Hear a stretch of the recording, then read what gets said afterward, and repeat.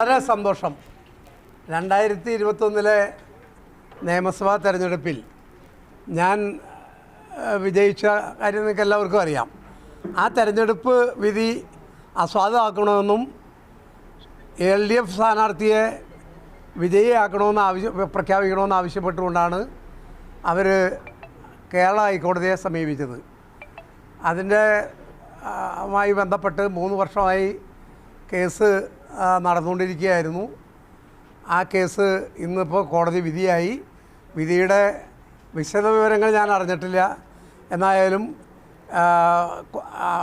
അവരുടെ കേസ് തള്ളി ആ പ്രശ്നം അവസാനിച്ചിരിക്കുകയാണ്. ആരോപണങ്ങൾ എന്തൊക്കെ തള്ളി, നേരത്തെ ഞാൻ പ്രസംഗിച്ചു, ചുമര എഴുതി എന്നൊക്കെ ഉള്ള ആരോപണങ്ങൾ തള്ളിക്കളഞ്ഞിരുന്നു. പക്ഷേ ഹൈക്കോടതി അയാളുടെ നിരീക്ഷണത്തിൽ ഹൈക്കോടതി അന്ന് പറഞ്ഞത് ഈ അയ്യപ്പസ്വാമിയുടെ പടം വെച്ച് സ്ലിപ്പടിച്ചത് അതാണ് മതമുദ്ര ഉപയോഗിച്ചു എന്നുള്ള ആക്ഷേപം. അങ്ങനെ പറഞ്ഞിട്ടുള്ള കാര്യം നിലനിൽക്കും, ആ കേസ് പ്രശ്നം നിലനിൽക്കും എന്നാണ് ഹൈക്കോടതി പറഞ്ഞിരുന്നത്. പക്ഷേ ഇതിനകത്തൊരു കാര്യം, യഥാർത്ഥ വസ്തുത എന്താണെന്ന് വെച്ചാൽ ഞങ്ങളിങ്ങനെ ഒരു സ്ലിപ്പടിച്ചിട്ടില്ല. ഇത് കൃത്രിമമാക്കി ഉണ്ടാക്കിയ ഒരു ഏർപ്പാടായിരുന്നു. ഇലക്ഷൻ്റെ തലേ ദിവസം അവർ പോലീസ് സ്റ്റേഷനിൽ കൊടുത്തൊരു പെറ്റീഷൻ കൊടുത്തു. അതിനെക്കുറിച്ച് അങ്ങനെയാണെങ്കിൽ ഈ ഇലക്ഷനുമായി ബന്ധപ്പെട്ട് ആർക്കെങ്കിലുമാണ് അത് കൊടുക്കേണ്ടത്. പക്ഷെ അതുപോലും ചെയ്തില്ലായിരുന്നു. അപ്പോൾ ഇത് കൃത്രിമമായിട്ടുണ്ടാക്കിയതാണ്. എനിക്ക് പറയാനുള്ളത്, 2021 ജനവിധി, ജനകീയ കോടതി എന്നെ വിജയിപ്പിച്ചു, UDF വിജയിപ്പിച്ചു.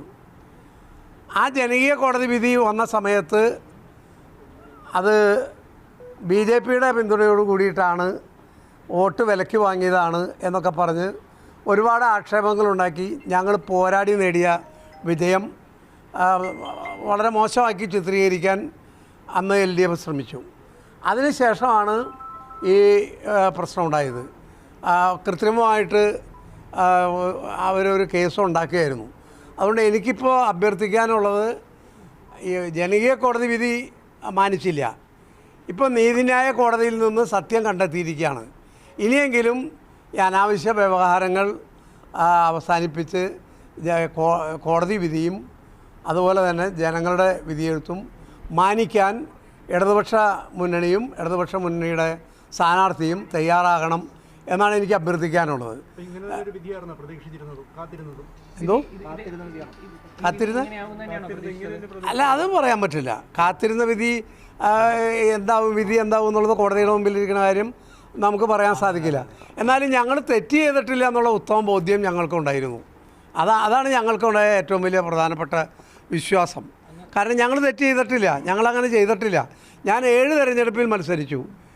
ഇതുവരെ ഒരു തെരഞ്ഞെടുപ്പിലും എനിക്ക് ഒരു മെമ്മ പോലും കിട്ടിയിട്ടില്ല. കാരണം ഞങ്ങൾ തെരഞ്ഞെടുപ്പ് ചട്ടങ്ങൾ പാലിച്ചുകൊണ്ട്, പെരുമാറ്റച്ചട്ടം 100% പാലിച്ചുകൊണ്ടാണ് തെരഞ്ഞെടുപ്പ് പ്രവർത്തനം നടത്തിയിട്ടുള്ളത്.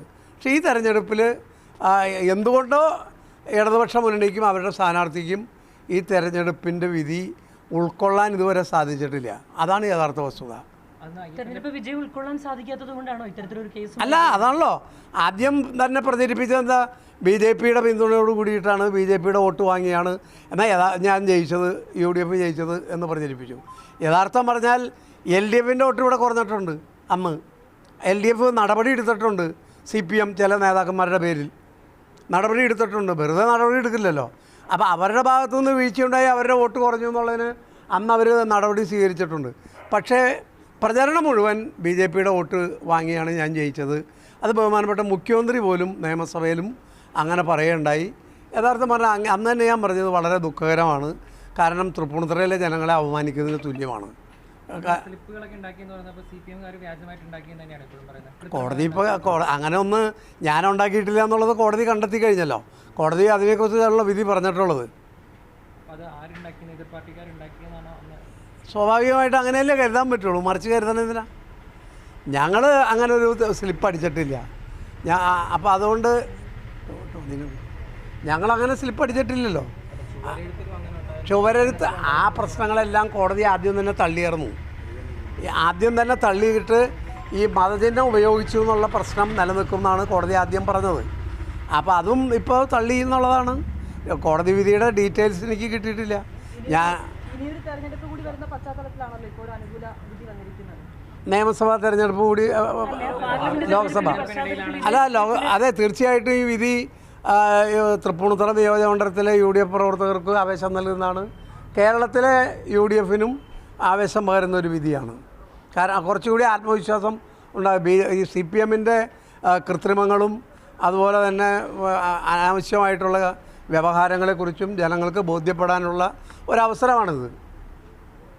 ഏതെങ്കിലും രീതിയിലുള്ള സമ്മർദ്ദം ഉണ്ടായിരുന്നോ വിധി കാത്തിരിക്കുമ്പോൾ? കാത്തിരിക്കാൻ ചെറിയ സ്വാഭാവികമായിട്ടും ഒരു ടെൻഷൻ ഉണ്ടാവുമല്ലോ. കാരണം അതില്ലെന്ന് പറഞ്ഞാൽ ശരിയാവില്ലല്ലോ. ടെൻഷൻ ഉണ്ടായിരുന്നു. ഇത് സർക്കാരല്ലല്ലോ കേസ് നടത്തിയത്. അതായത് സർക്കാരിനെ പിന്തുണയ്ക്കുന്ന പാർട്ടിക്കുള്ളൊരു തിരിച്ചടിയാണ്.